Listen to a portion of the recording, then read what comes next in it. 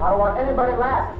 In 1971, an experiment at Stanford University turned out to be one of the darkest experiments in psychology.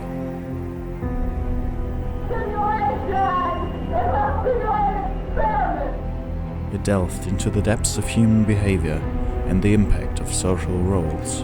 I had really thought that I was incapable of this kind of behavior. Psychology professor Philip Zimbardo and his team recreated a prison environment with some participants playing the role of inmates and some being guards. This setting quickly spiraled out of control, with guards humiliating, degrading, and abusing the prisoners. The experimenters had to stop it to prevent the participants from seriously getting harmed. This is a tale of power, authority, and the fine line between right and wrong.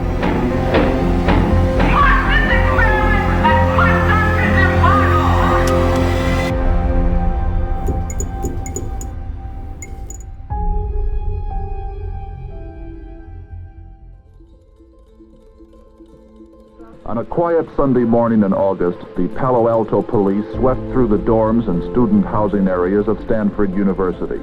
The experiment begins with the prisoners being arrested by real police and brought to the psychology building at Stanford University. The participants were previously recruited using an ad in the newspaper and promised $15 per day, equivalent to $115 adjusted for inflation. They were randomly assigned the role of guards and prisoner. At the basement of the psychology building, small mock prison cells were set up, holding 3 prisoners each. The prisoners wore uncomfortable smocks, and the guards were instructed to call them by their assigned number.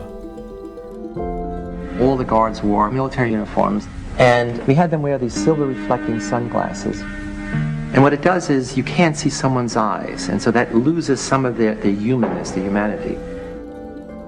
Then the real experiment started, where the line between reality and simulation blurred.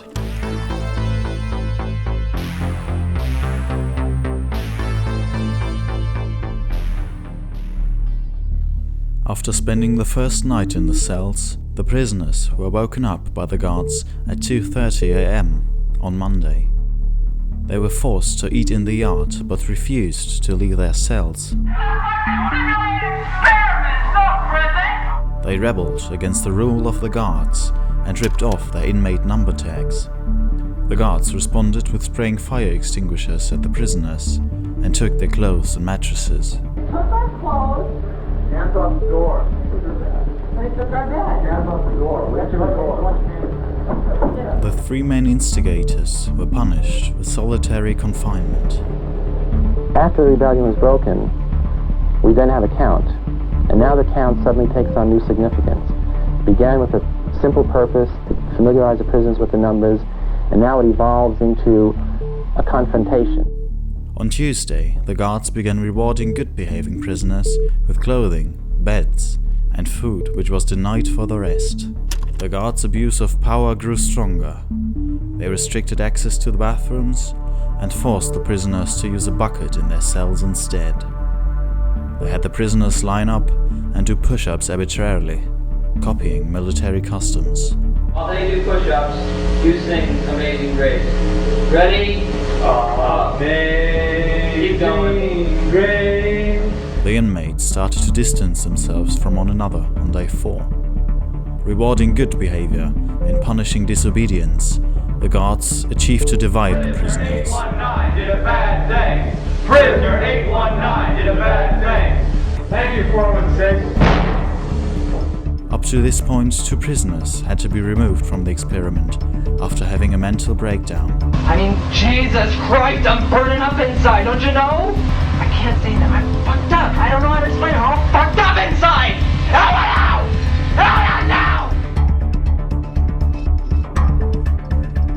On day 5, visitations by friends and family of the inmates were scheduled.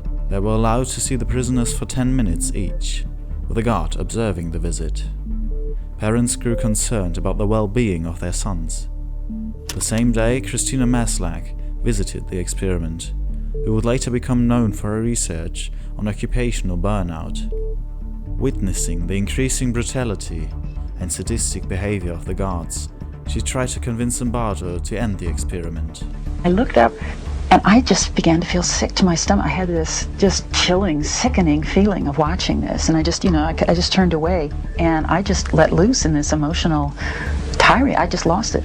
I was angry, scared, I was in tears.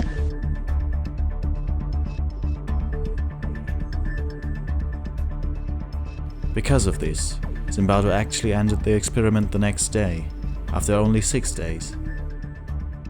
It was originally planned to take 2 weeks.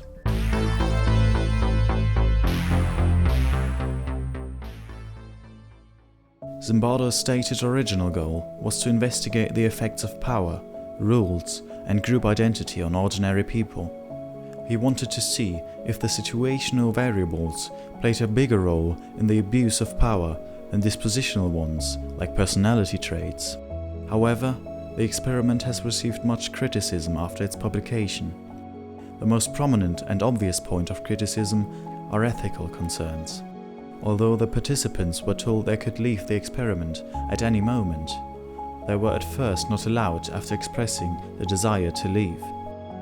Follow-up research conducted by Zimbardo himself concluded that no participant had lasting negative psychological consequences.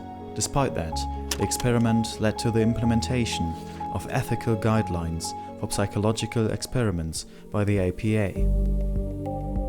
Another aspect is the scientific methodology, or lack thereof. Typically, an experiment has at least one independent variable which is manipulated, resulting in a change in a dependent variable which is being measured. It is similar to clinical trials, where one group receives a medication and another one receives a placebo, which is the control group. That way, you can measure the actual effect of a drug. The dependent variable would be something like number of sick cases for vaccines or the mental well-being for something like antidepressants. So in order to measure the effect of the situation, Zimbardo should have had 2 experimental groups. One with his prison setting and one control group with another, more neutral setting. In this experiment, Zimbardo did not manipulate any independent variable.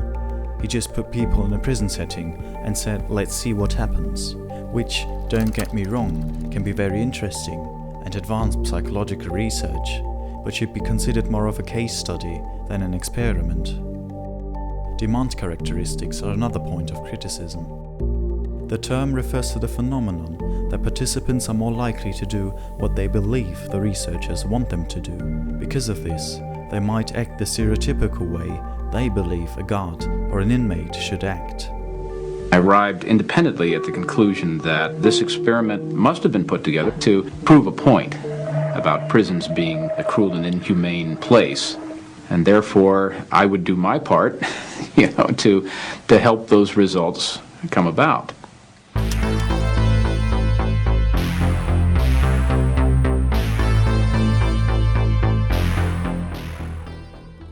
Despite much criticism, the Stanford Prison Experiment still stands as one of the most famous and fascinating, yet controversial experiments in psychology. It gained new relevance in 2004, when Zimbardo compared the outcome to the torturing and abuse of prisoners by members of the US military in Iraq. It was not the fault of a few bad apples, as the Bush administration claimed, but, according to Zimbardo, systemic problems. The power is in the system. The system creates the situation that corrupts the individuals. The system is the legal, political, economic, cultural background. And this is where the power is of the bad barrel makers. So you want to change the person, you got to change the situation. You want to change the situation, you got to know where the power is in the system.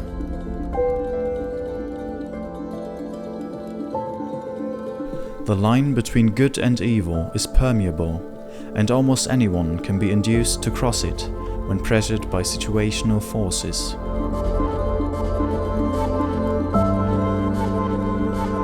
Thank you for watching.